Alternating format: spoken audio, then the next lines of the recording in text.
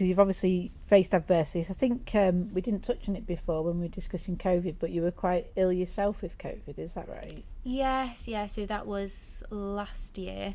So this time last year, actually, I had quite a significant chunk of time off work, and oh my goodness, it really, I felt like I hit rock bottom. I mean, everything was going really well in my life. You know, I'd moved into my house, I'd gone solo traveling, I'd been interviewed on a radio station, so that had just been aired.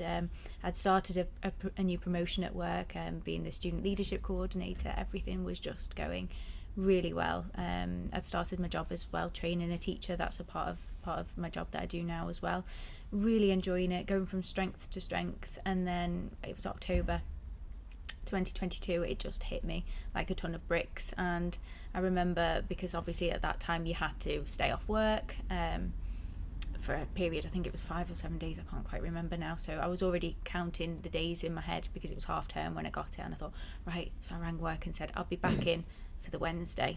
And they're like, okay, just, you know, pace yourself, and if you're not well enough. And I'm like, no, I'll be back Wednesday, I'll be testing negative, I'll be fine.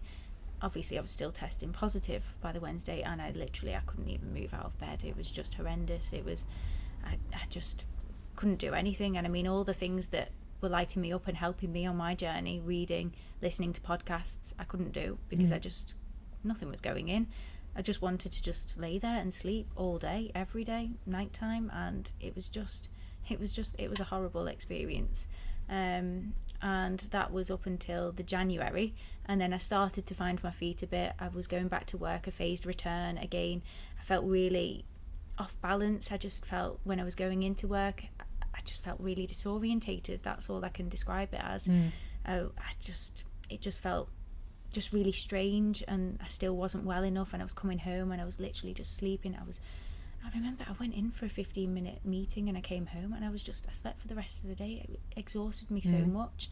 So I went back to work slowly, and then obviously because of the tiredness, I think I ended up falling down the stairs and I broke my sacrum. So again, sat on a nice rubber ring for 6 weeks. Couldn't really do anything at all. I was in so much agony, so much pain. I just started yoga. I went to one session, absolutely loved it, fell down the stairs, couldn't go back for another 3 months or whatever. And I was like, oh no. But I look back now, this time last year, and think, wow, the difference. I finally feel that I'm getting back to where I was before COVID. So how did you get your spark back after that then? Because that's quite a brutal run of events, really. Even the long COVID on its own, but then to have the injury, that must have really tested your mettle. Absolutely, yes. So I think one of the biggest things that really helped was actually yoga. I absolutely love yoga, and I tried it before years ago, and I remember walking out of there thinking, I could have been lesson planning, could have been marking books. That was a bit of a waste of time. Just shut my eyes and, I was really annoyed. And I look back and I think, I wasn't ready at that time to actually embrace it. And I went to that first session just before I did fall down the stairs, and I absolutely loved it. I came out of there thinking my mind just felt really clear. I felt really just safe, supported. I'd stretched, I'd done all these poses that I'd never done before. And I went back after I'd recovered from the injury, and I go 3-4 times a week now, and I absolutely love it. And it's my time where I can go, I can totally switch off, I can totally forget about all the worries, all the anxious thoughts, because those worries and anxious thoughts, oh my goodness, if they were there before I got COVID, they were through the roof when I did, because all my defences were down. I wasn't doing any wellbeing practices. I wasn't writing my daily gratitude. It goes out of the window, doesn't it? Absolutely. So none of this gratitude, and I wasn't listening to affirmations. I wasn't doing anything. I wasn't even going out. I wasn't socialising or anything. And I think for anyone, having that loss of social interaction, having that loss of doing things that light you up, that is going to have a detrimental impact on your health. So when I started to get my energy back, when I started to feel better in myself, and I was going to yoga, I was looking after myself more, I was getting back out there, seeing friends, seeing family again, slowly but surely, and I mean, I'm still getting there now, I've got my spark back. I think definitely going back in September teaching really helped, because it felt to me a fresh slate. I wasn't going in a bit disjointed, like taking halfway over classes through the year, and like taking over my classes gradually and then not really having full control over them, and just being a bit out of the loop. I didn't like that, and I just felt always on a back foot. But starting fresh in September, you know, on fresh start, fresh new pupils, obviously, and new classes, I just felt more within control, and I knew what was happening. And I think that definitely helped as well, having that routine, having those affirmations that I actually have the energy to listen to as I fall asleep, as I wake up every morning, writing my gratitude every day. That is so powerful. It's doing these well-being practices, it's going to yoga, it's going to mindful events, all of those things. It's embarking on my life coaching certification. That has taught me so much. Working with volunteer clients, all of these things combined have helped me to get my spark back. Yeah. And I'm so excited to see what's yet to come. Yeah.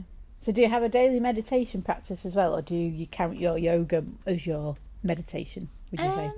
Yeah, so I either fall asleep to a meditation or an affirmations track every night. Yeah. And in the morning I'll listen to an affirmations track. But I still struggle with actually sitting in my house doing a meditation silently, creating that time for me. Yeah. So that is why I do go out to a yoga class, because I actually don't have any distractions there, and I will fully immerse myself into the practice, hence why I go 3 to 4 times a week. So I do. But that is definitely something moving forward I want to work on myself, is actually knowing that it's okay in my own home to actually have that meditation practice, and making that time for me, not having any distractions, putting the phone away, the books away, and actually just being still and really present and just seeing what comes up.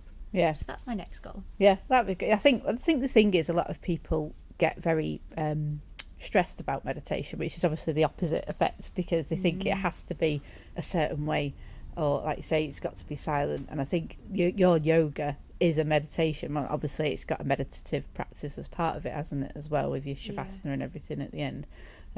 I only do online yoga. I started doing that in the pandemic, so I'm very not bendy. So I haven't been brave enough to go to a class yet in person. But my best friend's actually a yoga teacher, so really I should. No excuse. Got no excuses. But yeah, I think meditation was really the path that opened everything up for me, because I actually had a panic attack in the co-op of all places. Oh my goodness. And I was like, oh, something's not right here. So I don't know why I didn't go to the doctor. I thought I need to find a meditation class, and that's when I went to the Buddhist centre up in Oxton and found a meditation class there.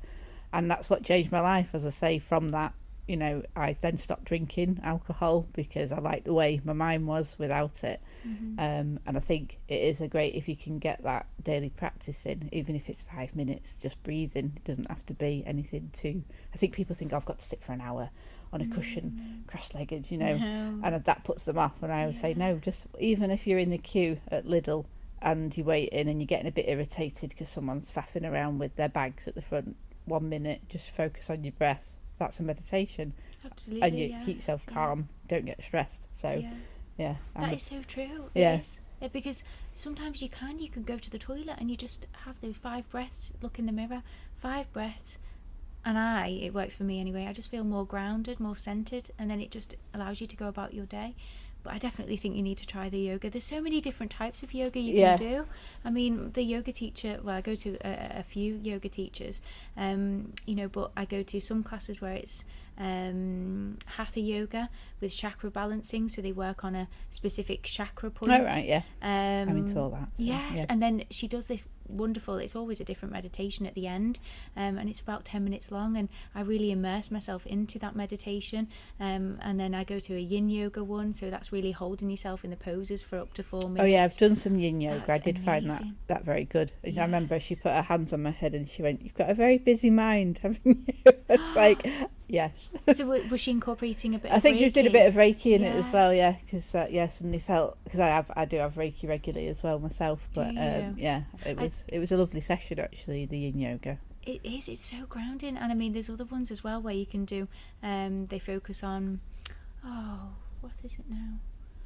I've said the one about meditation. There's Do another Bikram, is there? And then hot yoga, which I one. always I haven't think. tried the hot yoga. Yeah. I've done vinyasa yoga, but I haven't tried the hot one. That's No. next, I think, on my list. I just go out raving if I want to get hot and sweaty. So. Oh, you see, I don't do that, so maybe Yeah. I need to try hot yoga. I think, Yeah. definitely. Be one to add to the list. Yes, yeah, definitely. But I'm always adding things to the list. do new moon and full moon sessions. Is that right? I What do they yes. involve? So I trained earlier this year as a women's circle facilitator. I also did my Reiki level 1 as well. Yeah. And, I try and incorporate some of the Reiki principles into my day as well. But the women's circle training, I'd never been to a women's circle before, and I came across this organisation, My Social Sister. I think they're on Instagram. Oh, yeah, I've heard of them. Yeah. See them, and they were running this course, and I thought that looks really interesting. I thought, you know what, my heart is saying go for it. So I went there, turned up, and it was a lovely, lovely, lovely day where we trained to actually listen to women, have women's voices be heard, allow them to be seen, because I'm a history teacher going back years ago. Women did used to gather, they did used to have this safe place where they could share and open up, and obviously over time that has dissipated, so it's all about bringing it back. And I've only done the new moon and the full moon circles yet. I haven't had just a women's circle as such, so it has been open to men and women, these circles. But we gather, I collaborated with one of my yoga teachers, and in these sessions we focus on either intention setting, if it's a new moon, or full moon if we're wanting to release something. We did rituals where we would pick an affirmation or an oracle card. We all had a rose, and I'm really proud of myself. I've managed to keep my rose alive. It's still in my kitchen. Wow. And it's Since the last full moon? Or so it's the new moon in November. In the new moon in November. Wow. So I think that was the 13th of November. That's very impressive. Yeah. And to my family and friends who know me, I cannot keep a plant or No, well, flowers alive. these are like this. I've got a lot of plants in the office, and it's a full time job because I am the plant killer.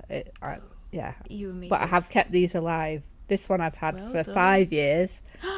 That's my longest one, and then my other ones I've had for at least a year now. So that's like, well done. That's the best I've done. Well done, Yeah. honestly, well done. But someone brought me an orchid, and I was like, that's far too much pressure. Why have you brought me that? But actually, they look after themselves all right if you leave them alone. So, Do they yeah, really? just a tiny bit of water. I think I've killed mine then. All right. A lot. My friend actually bought me a fake orchid, and I've managed to keep that one alive. All right. Well, that's A fake one. Yeah. But yeah, I've managed to keep this rose alive, and I'm so impressed. But we either set an intention, which we wrote on slips of paper, and I've still got mine as well, and I put it under my pillow. I say a little bit about the moon's history, about what type of moon it is, why we're intention setting. We have a meditation, so again, I've been leading on those meditations. It's just that shared space where we can have that opportunity to talk, discuss, and just share anything that we need to, a supportive environment. And then we always end the session with yin yoga, which is my favourite as well. Sounds perfect. It really is. You need to come to one. Yeah, I think because I'm very much into the moon. The only problem is I have to put all my crystals out when it's a full moon, and it's now becoming like a full-time job, just getting all the crystals out and then bringing them back in again. And my kids are like, what are you doing? You're absolutely crazy. I was like, yeah, but I've got to recharge my crystals. So yeah, I'm very much into the moon and its phases. I've just bought the moon phase journal, which started with the new moon on Tuesday, wasn't it? Yeah. The 12th was the new moon, and that sets the next 13 cycles for the coming year. It's like a journal and stuff. So ooh, I need to maybe I'll get the show you that details. after, because I think you'd be into that. I think I will be, yes. Yes. But another little tip, I just keep my crystals all on my windowsill now. So they're always on charge, but I don't know, is that a good thing, bad thing? Yeah. I don't know. But yeah, they're always there, all on the Yeah, windowsill. well, that's good. Yeah, they get in the sunlight, because sunlight They charges are. them as well. So Yes, I do yeah. feel like because I've got some big fellas, they Yeah, need the extra moon power. So And I think my friends and family have got used to coming round now and seeing them all. They don't Yeah. even ask. I'm like, no, they're charging. Leave them. Yeah. Leave them. They're like us. We need charging.